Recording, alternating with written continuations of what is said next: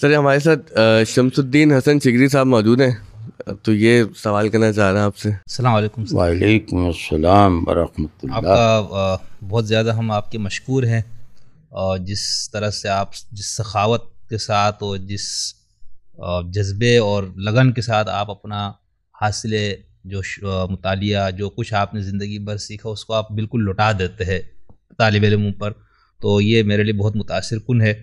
اور ایک وقت تھا جب جب مجھے کہتا تھا, اب بھی ہے یہ کہ میں احمد جاوید صاحب کو سنتا ہوں, تو اس شخص سے متاثر ہونے کے لیے میرے لیے یہی جملہ کافی ہوتا تھا. ارے تو مطلب یعنی آپ کی جو علم کی گہرائی ہے اور جو آپ جس انداز سے اس کو بیان کرتے وہ واقعی ایسا ہے.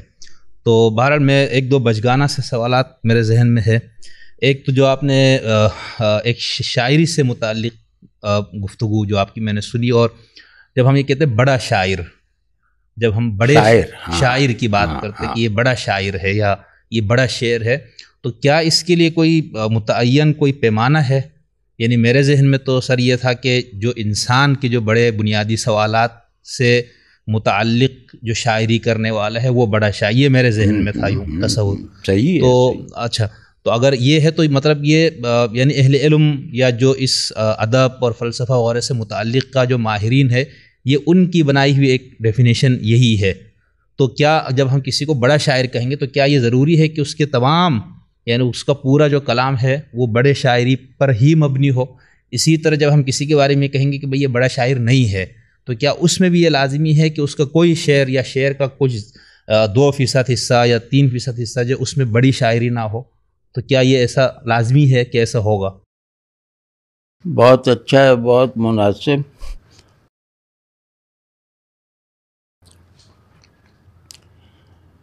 یہ بات جو ہے کلیت کے ساتھ بڑائی کا جو انتصاب ہے وہ شاعر کے ساتھ ہوتا ہے, کہ مثال طور پہ ہومر بڑا شاعر ہے, فردوسی بڑا شاعر ہے, ٹھیک ہے نا. اب اس میں یہ نہیں کہا جائے گا کہ آدھا فردوسی بڑا ہے, پونا جو ہے درمیانہ ہے, تو وہاں بس وہ بڑا شاعر ہے. لیکن اگر یہ کہا جائے کہ شاہنامہ فردوسی کی ہر بیت بڑی شاعری ہونا کوالیفائی کرتی ہے, تو ایک تو یہ عرض کیا جائے گا کہ یہ سوال صحیح نہیں ہے. اس میں ہوتا ہے یہ کہ بہت بڑے قلعے میں چھوٹی چیزیں استعمال ضرور ہوتی ہیں, تو یہ دیکھنا پڑتا ہے کہ جو ایک اینٹ ہے وہ چاہے بہت عظمت کی حامل نہ ہو, لیکن اس اینٹ کے بغیر وہ عظیم قصر تعمیر نہیں ہو سکتا تھا. تو بڑی شاعری جب ہم کہتے ہیں تو وہ اوور آل ہوتی ہے کہ ایسے شاعروں کے بظاہر چھوٹے کام بھی یعنی معمولی شعر بھی ان کی بڑائی پر شاہد ضرور بنتے ہیں. بڑے شاعر کا ایسا کلام بہت تھوڑا ہوتا ہے لیکن بہت تھوڑا ہوتا ہے جو کم از کم یہ گواہی نہ دے کہ یہ شاعر قادر الکلام ہے. اس کے یہاں زبان کی غلطی ڈھونڈی بھی نہیں جا سکتی. تو اس طرح کے میں نمونے سنا بھی سکتا ہوں, لیکن بہرحال یہ ہے. تو یہ ٹھیک ہے, جیسے میر کے بارے میں مشہور تھا ایک قول کہ پست بلندش بغایت بلند پستش بغایت پست, کہ اس میں بلندی بھی ہے تو انتہا کی, اور پستی اور گراوٹ ہے تو وہ بھی انتہائی ہے. تو لیکن یہ کہ یہ جو میر کی پستی ہے یہ ان کی بلندی کی تعمیر میں صرف ہوتی ہوئی دکھائی دیتی ہے. تو اس طرح اور شاعروں کو بھی لے لیں سب کو. دوسرے یہ کہ بڑی شاعری کا اگر ہم بالکل ایک جیسے کلینکل انداز میں بتائیں نا, بالکل سامنے بیٹھ کے کہ یہ خصائص ہوتے ہیں یا لوازم ہوتے ہیں, تو ایک تو جیسا کہ آپ نے فرمایا کہ جو بہت بڑے شاعر ہوتے, بڑائی میں بھی درجات ہیں, تو جو بہت بڑے شاعر ہوتے ہیں وہ ایک طرح کا جیسے وہ اپنے زمانے میں موجود فکر پر اثر انداز ہو سکنے والی تمام دیگر قوتوں سے زیادہ مضبوط قوت فراہم کرتے ہیں اپنی شاعری کے ذریعے سے. مطلب ہومر، افلاطون نے کہا، افلاطون سے کسی نے کہا کہ بھائی یونانی تہذیب کی بنیاد کس نے رکھی، یعنی جو ایتھنز ہے، تو وہ ایکسپیکٹ کر رہے تھے کہ سقراط یا فیثاغورس کا نام لیں گے، یعنی کسی فلسفی کا نام لیں گے. تو اس نے کہا ہومر نہ ہوتا تو ہم بھی نہ ہوتے. تو اب یہ ایک بات ہے جس کو سمجھنے کی کوشش کرنی چاہیے، کیونکہ یہ افلاطون نے کہی ہے جو شاعروں کا زیادہ حامی نہیں تھا. تو اسی طرح جیسے میں ایک اور مثال دیتا ہوں کہ شاعری کے بارے میں جو کون ہے، ہاں یونانی کا کوئی ہے، مجھے نام نہیں، اور بہت معتبر نام ہے وہ، اتنا میں ابھی زبان پہ نہیں آ رہا. تو اس نے کہا کہ جو بڑے سوال اور بڑے جواب سے خالی ہو وہ بڑی شاعری نہیں ہے. شاعری یہ نہیں ہے کہ وہ آپ میرے بڑے سوالوں کا جواب دے، وہ میرے بڑے سوالوں کو ری فارم کر کے مکمل کر دے تو بھی بڑی ہے. بڑے مسائل میں مجھے مبتلا کر دے وہ بھی بڑی ہے، اور بڑے مسائل حل کر دے وہ بھی بڑی ہے. تو یہ میرے خیال میں جو بہت بڑی، جس کو ہم کہتے ہیں تقدیری شاعری، جو ہر روایت میں ایک ہی آدمی ہوتا ہے شعری روایت میں، اور وہ شروع میں ہوتا ہے، تو وہ تو یہ ہوتی ہے کہ آدمی کیا ہے، دنیا کیا ہے.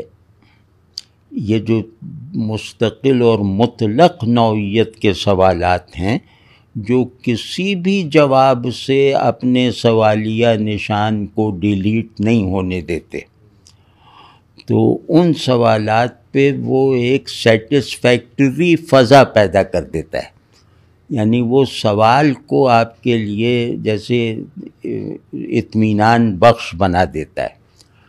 تو ایسے لوگ شروع میں ہوتے ہیں، اور وہ ہومر ہے، شیکسپیئر ہے، چوسر ہے، ہمارے یہاں فردوسی ہیں، مولانا ہیں، وغیرہ وغیرہ. تو لیکن ان سے نیچے کی سطح پہ، کیونکہ یہ وہ شعراء ہیں جن کے بارے میں یہ مثل ہمارے یہاں مشہور تھی کہ شاعری جزویست از پیغمبری، تو وہ شاعر بس ایک ہوتے ہیں. دوسرا درجہ ہے ٹیکنیکل بڑائی کا. یہ جو بڑائی ہے ہومر کی، یہ افلاطون بھی مانے گا. جو شاعری کو گھٹیا سمجھتا ہے وہ مانے گا. لیکن ایک بڑائی ہوتی ہے جو شاعروں میں مانی جائے، یعنی جو ادبیات میں مسلم ہو. وہ بڑائی 3 چیزوں سے بنتی ہے. پہلی بات یہ کہ لفظ پر آپ کی قدرت صناعی کے اعتبار سے کتنی ہے اور خلاقی کے پہلو سے کتنی ہے. یعنی آپ لفظ سے معنی لینے تک محدود نہیں ہیں، آپ لفظ کو معنی دینے کا بھی کام کرتے ہیں. تو جو شخص لفظوں کو معنی دینے پہ قادر ہو، اور علل ٹپ نہیں، کچھ فنی قوانین کے تحت، علل ٹپ نہیں، تو اس نے گویا بڑائی کا ایک جوہر پا لیا. دوسرا ہے کہ اس میں حسن اظہار ہو، یعنی اس کا جو اظہار ہے، اس کی جو قدرت کلام ہے، وہ ایسی ہو کہ اس کا بیان سمجھ میں نہ آنے کے باوجود مجھے خود میں جذب کر سکے. یعنی وہ فہم قاری کا پابند نہ ہو، اور قاری بھی اس یقین کے ساتھ اسے پڑھے کہ سمجھ میں نہ بھی آیا تو لطف اندوز ضرور ہو سکتا ہوں، اور کوئی نئی اٹھان میرے اندر ضرور پیدا ہوگی. واضح نا؟ اسی وجہ سے شعر سمجھنے کا موضوع نہیں ہے. تیسرے حسن اظہار مطلب یہ کہ چیزیں جیسے خوشگوار ہوں، خوشگواری پرواز کی حالت میں، یہ یا گہرائی کی صورت میں. تیسرا ہے تخیل. کہ بڑا تخیل، یعنی تخیل کسے کہتے ہیں؟ دیکھے ہوئے کو اندیکھے میں جذب کروا دینا. یعنی ہم جن چیزوں کو مان کر نہ دیکھنے کا یقین پیدا کر چکے ہیں، ہم اپنی مانی ہوئی چیزوں کو نہ دیکھنے کا یقین پیدا کر کے فارغ ہو چکے ہیں ان سے. جو بڑا شاعر ہے وہ آپ کی دیکھی ہوئی چیزوں میں اس اندیکھی حقیقت کے کچھ گلمسز پیدا کر کے دکھا دیتا ہے، یا یوں کہیں کہ آپ کی آنکھ کو نہ دیکھ سکنے سے مانوس کر دیتا ہے.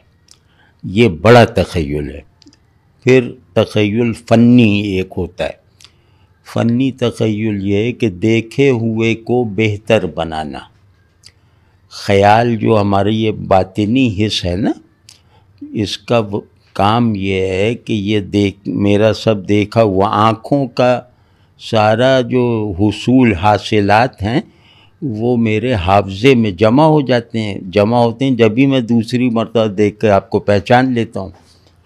تو فارمز حافظے میں جاتی ہیں، پھر حافظے پر تخیل یعنی خیال خود کو اپلائی کرتا ہے، ان کی پروسیسنگ کرتا ہے، اور پھر ان کی پروسیسنگ سے نئی فارمز بناتا ہے، یا انہی فارمز کو دیکھے جانے کے الگ زاویے کے ساتھ دکھاتا ہے. یعنی پھر آپ کو لگے گا آپ ان آنکھوں سے نہیں دیکھ رہے. تو اس کو تخیل کہتے ہیں. فارم کو ری فارم کرنا، بہتر بنا کر، یہ تخیل ہے.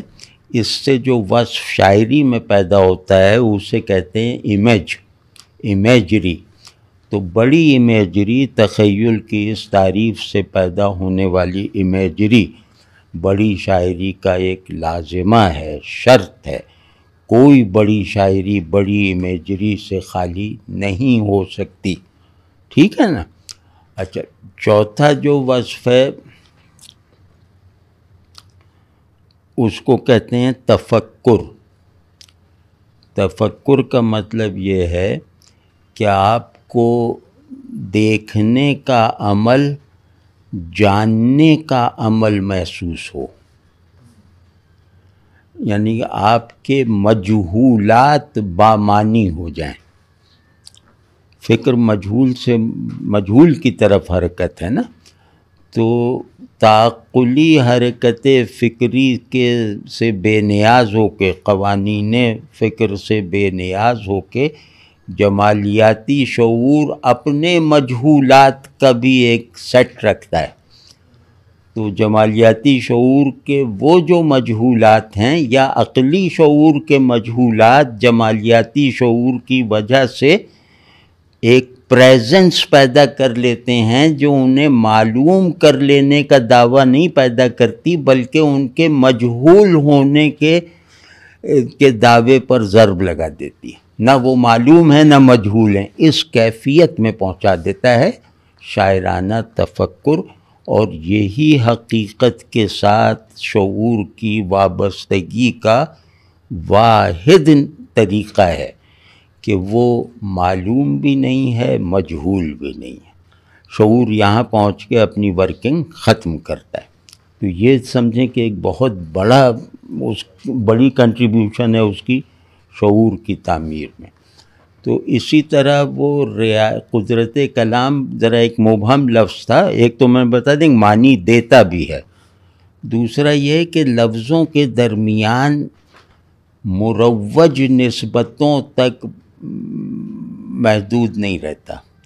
وہ لفظوں میں عجیب نسبتیں پیدا کرتا ہے، اور وہ نسبتیں شعر کے معنی میں بھی اضافہ کرتی ہیں اور اس کی کیفیت میں بھی جیسے شدت پیدا کرتی ہیں. میں اس کی جیسے مثال دیتا ہوں. حافظ کا ایک شعر ہے، مشہور شعر ہے کہ دہان یار کے درمان درد حافظ بود. کہ یار کا منہ یعنی جس سے بولتے ہیں وہ، ان معنوں میں کہ دوست کا منہ جو حافظ کے تمام دکھوں کا علاج تھا، فغاں کے وقت مروت چتنگ حوصلہ بود.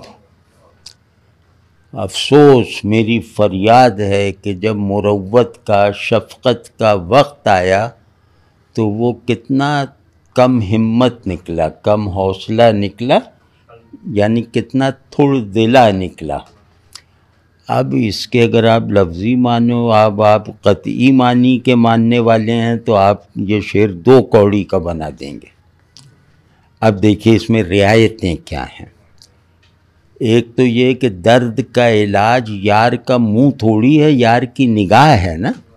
تو نگاہ کا لفظ سامنے کا تھا کہ نگاہ یار کے درمان درد حافظ. دہان کیوں لے آئے جو بالکل ہی اچانک وہ بے جوڑ لگتا ہے، وہ عرض کرتا ہوں. دہان کیونکہ حافظ کے یہاں ایک سینسوسنس ہے محبوب کے حوالے سے، تو ان کے یہاں مہربانی ہونٹوں تک پہنچے بغیر ثابت نہیں ہوتی. یہ اب آپ سمجھ لیں، آپ تو سمجھدار ہیں. تو وہ جو ہے ایک وہ پہلو ہے کہ صرف دیکھنا دکھانا یہ سب کافی نہیں ہے ان کے لیے. دوسرا ایک گہرا پہلو ہے کہ دہان، مروت، حوصلہ، یہ ایک معنوی قبیل کے لفظ ہیں. حوصلہ کہتے ہیں اس کو، پرندے کے جو وہ ہوتے ہیں نا، اس کو حوصلہ کہتے ہیں. تو اب دہان، حوصلہ، مروت چہرہ پورا، تو اور فغاں جو ہے منہ کو بھر کے آواز نکلتی ہے. فغاں کا لفظ منہ کو پورا بھر کے نکلتا ہے. تو اب یہ سب صرف منہ کے حوالے سے رعایتیں ہیں. پھر یہ کہ مروت جو ہے کہ درمان درد حافظ بود، تو درما جو ہے وہ اس کا مروت سے تعلق ہے، کیونکہ درما یعنی دکھوں کا علاج کرنا مردانگی سمجھا جاتا ہے، فتوت ہے. تو اس میں اتنی بھی فتوت اور وہ نہیں تھی کہ وہ ہمارے درد کا درما کر دیتا. یعنی مروت کا مطلب بھی فتوت ہے. مروت ہے اس کا تلفظ. عربی میں یہ جمع مردی کے معنی میں، جیسے مرد ہوتا ہے تو وہ بھی مرد بھی ہے، مردانگی بھی ہے، اور مروت جو اردو اور فارسی میں عام معنی ہے وہ بھی ہے. اور مطلب ایک گنجلک سا ویب بنا دیا ہے. آپ کا لفظ کی نسبتوں کے بارے میں جتنا بھی فنی علم ہے وہ اس سے ایک شعر میں آ کے ناکافی ثابت ہوگا. تو جیسے میر کا ایک شعر ہے، وہ ذرا آسان ہے کہ کھلنا کم کم کلی نے سیکھا ہے، کھلنا کم کم کلی نے سیکھا ہے، اس کی آنکھوں کی نیم خوابی سے. اب سادہ سا بالکل ایک آدمی ہے وہ کہے گا سب سمجھ میں آ گیا، وہ صحیح کہے گا، اس کی سمجھنے کی ذمہ داری پوری ہو گئی. بس شعر پڑھ کے فارغ، ٹھیک ہے نا. تو بس سمجھ لیا کہ وہ کرے گا، وہ سویا ہوا ہوتا ہے تو یوں، تو وہ یہ میرا خواہش کا پھول ہے، وہ آنکھیں کھلنے کی رفتار سے کھلتا ہے، آنکھیں بند ہونے کے ساتھ ساتھ بند ہو جاتا ہے. تو کچھ بھی گھٹیا سے مطلب بتا دیں گے، مطلب اس کا لغوی مطلب گھٹیا ہے، یعنی کوئی قابل اعتبار نہیں. اب یہ دیکھیے، اب اس میں دیکھیے استاد کیا ہے. کھلنا مصدر ہے. اردو میں قاعدہ ہے کہ مصدر کا الف وہ گرنا جائز نہیں ہے، وہ بحر میں ہونا چاہیے. اگر الف مصدر کا گر گیا تو شعر مصرع ناموزوں ہو جائے گا. یہ قاعدہ اس زمانے میں تھا. اب میر ایسا آدمی یہ قاعدہ نہیں جانتا ہوگا، انہوں نے اس قاعدے کو توڑ دیا. یہاں کھلنا میں الف گر رہا ہے جو بہت بڑا عیب ہے. اور اس عیب کو انہوں نے حسن بنا دیا کہ الف گرنے سے کھلنا کم کم اس کی تصویر کھنچ جاتی ہے. واہ اللہ اللہ. تو یہ اب شعر جو ہے اب بڑا بن گیا، ورنہ لغوی مطلب میں عام سا شعر ہے، بس ٹھیک ہے کہہ دیا. یا صائب کا ایک شعر ہے، صائب تبریزی کا،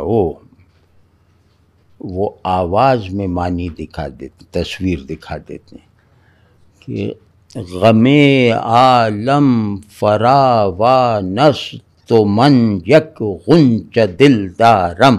سبحان اللہ. آدھا مصرع پھیلی ہوئی آواز میں، غم، یہاں اضافت بھی پورے اعلان کے ساتھ ہے، یہ کی طرح ہے. غم عالم فراوانست، یہ پھیلا ہوا ہے نا کہ دنیا کا غم بہت پھیلا ہوا ہے، پھیلاؤ اس میں آواز سے دکھا دیا. کیا کہتے ہیں. اور ہماری گنجائش یا استعداد کم ہے غم برداشت کرنے کے لیے، ہمارے پاس سامان کم ہے. وہ کیا ہے، من یک غنچ دل دارم، بالکل چھوٹی چھوٹی آوازیں جو تنگی وہ کرتی. چساں در شیشہ ساعت کو نم ریگے بیاباں را. تو یہاں دوسرا مصرع تو اس کے معنی کی سطح بلند کرتا ہے، لیکن پہلے مصرع میں ٹیکنیک ہے، اور یہ اگر آپ سمجھے بغیر صرف اس کا ترجمہ جان کے آپ نے کہا ہاں بھائی بات تو واقعی حقیقت پسندانہ ہے کہ دنیا کا غم زیادہ ہے، دل اتنا سا ہے. تو اب آپ سمجھ لیں، آپ نے صاحب کو معلوم ہو جائے تو وہ آپ پہ مقدمہ کر دے گا اگر آپ نے اس کا صحیح مطلب لیا. تو یہ سب ہے. بہت شکریہ. ہاں بلکہ بڑے شاعر پہ بھائی ایک بڑا اچھا سوال ہے. بڑے شاعر کو خراج تحسین ایک دوسرا بڑا شاعر پیش کر رہا ہے. دونوں کی بڑائی مسلمہ ہے، بلکہ عقیدہ ہے شاعری میں. مطلب بعض لوگوں کی بڑائیاں عقیدے کی طرح ہوتی ہیں، وہ چیلنج آپ نہیں کر سکتے. تو انوری بہت بڑا شاعر، اور شاعروں میں اس جیسا صاحب علم کم ہوئے ہیں، بہت سارے علوم کا ماہر تھا وہ. اس سے کسی نے پوچھا کہ آپ کا فردوسی کے بارے میں کیا خیال ہے. وہ ہر ایک کو اپنے سے کمتر سمجھتا تھا، بہت مغرور تھا. تو اس سے کسی نے چھیڑنے کے لیے پوچھا، یا بہرحال اس نے کسی نے پوچھا کہ آپ کا فردوسی کے بارے میں کیا خیال ہے.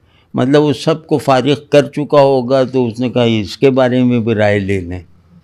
تو پوچھا تو اس نے اسی وقت 4 مصرے فی البدیہہ موزوں کیے اور وجہ سے جواب دے دیا 4 مصروں میں کہ آفرین بر روان فردوسی، کہ فردوسی کی روح پر آفرین رحمت ہو. ہمایوں نژاد فرخندہ، وہ جو بہت، جس کی اصل بہت مبارک ہے، اور مطلب جو اصل میں مبارک ہے اور بہت کامیاب ہے. او نہ استاد بود و ما شاگرد.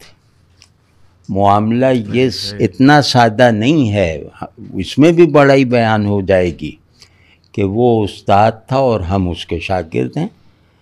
لیکن میں اگر یہ کہوں کہ فردوسی استاد اور انوری اس کا شاگرد، تو فردوسی کا حق ادا نہیں ہوگا اس کی بڑائی کا. او خداوند بود و ما بندہ. خداوند سے گھبرائے نہیں، خداوند فارسی میں آقا کو کہتے ہیں، جیسے خاوند بھی اسی سے بنا، تو وہ خود آقا تھا اور ہم اس کے غلام ہیں. بڑی شاعری کا یہ اثر ہوتا ہے کہ متکبروں کے سر جھکا دیتی ہے.